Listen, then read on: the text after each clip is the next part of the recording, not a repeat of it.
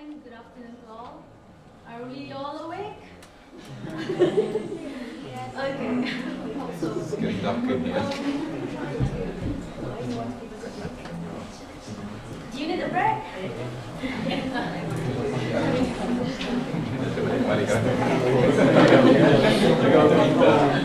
Okay, I'm going to talk about the pragmatics and neurotics of moving towards the public sector. Okay, a lot of people keep asking me, apa kan topik mo ni? Macam, alright, and then I should have asked some other questions yesterday. it's basically about e-public sector. It's also called e-government and also called digital government, and now they're even calling it transformational government. And so, I'll briefly outline the content of the presentation. I'll introduce what e-government is and what e-government in Brunei, as well as the research methods and the challenges.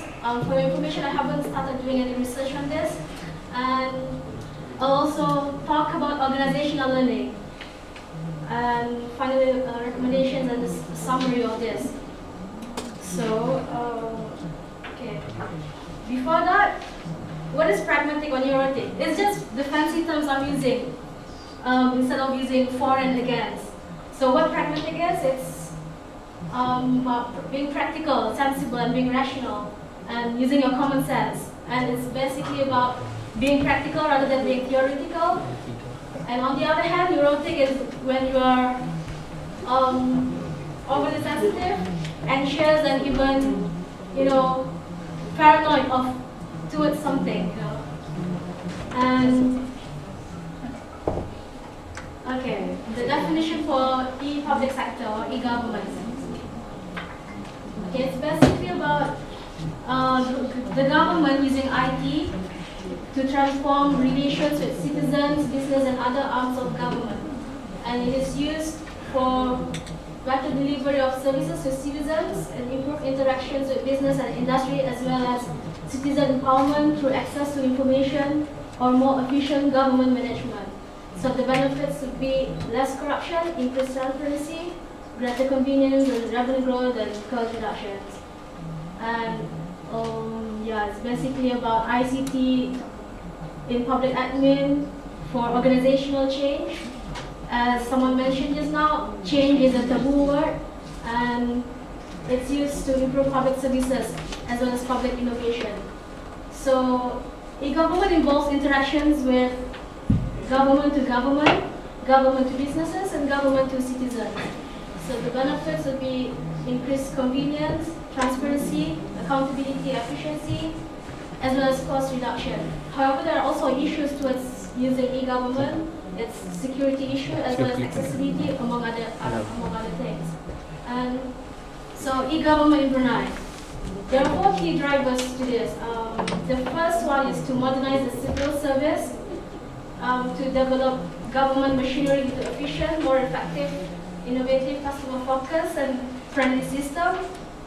And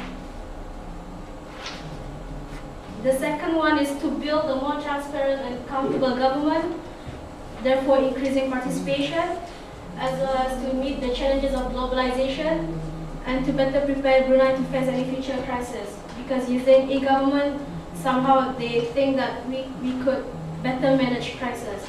And Brunei have their own strategic framework for e-government. It actually started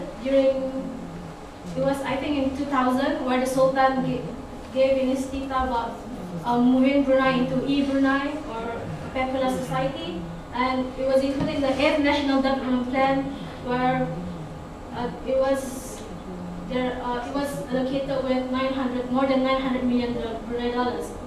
But somehow, according to the Center for Strategic and Policy Studies, the Brunei e-government report saying that Brunei has not fared comparatively well as expected with the 900 million investment in the global e-government arena. So that's the question, the issue here, why are we not seen as being comparative with the other countries? However, the vision for e-government, yeah, it's to have an e-smart government in line with the 21st century civil service vision. And the mission is for His Majesty's government aims to establish e-governance and services to best serve the nation. So I'll be using the research methods by conducting survey on the acceptance and readiness level towards e-government.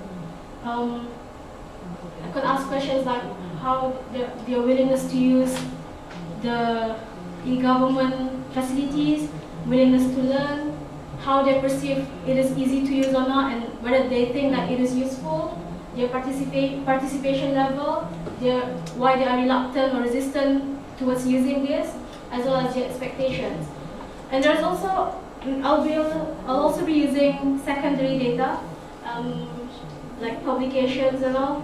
So there's this example where the United Nations has conducted, it's an annual survey where they measure the e-government readiness level according to the website assessment, telecommunication infrastructure, which includes the usage of broadband, internet, and PC per 100 people, so as well as the human resource endowment.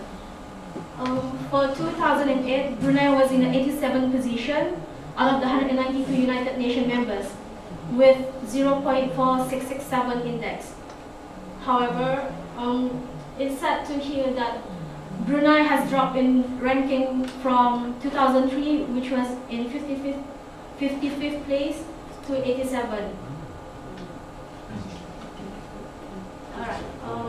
So from the survey, I'd like to find out what the challenges towards moving towards the transformation of e-government.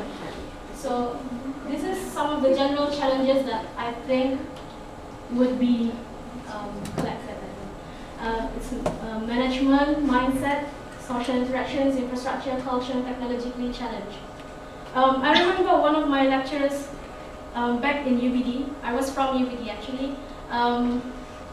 My lecturer told me that during one of the training sessions with this, I think it was one of the senior management, one of the guy was using, this is mouse and big table. Instead of using mouse like this, he's using the whole table to move the mouse.